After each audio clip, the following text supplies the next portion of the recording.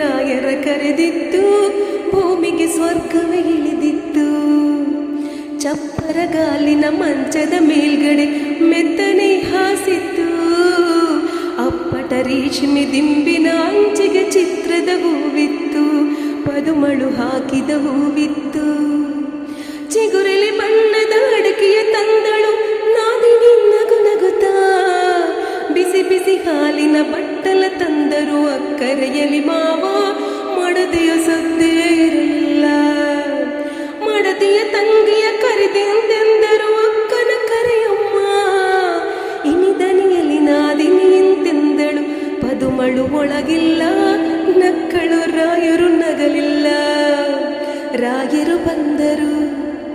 ರಾಯರು ಬಂದರು ಮಾವನ ಮನೆಗೆ, ರಾತ್ರಿಯಾಗಿತ್ತು. ಹುಣ್ಣಿಮೆ ಹರಿಸಿದ ಬಾನಿನ ನಡುವೆ ಚಂದಿರ ಬಂದಿತ್ತು, ತುಂಬಿದ ಚಂದಿರ ಬಂದಿತ್ತು.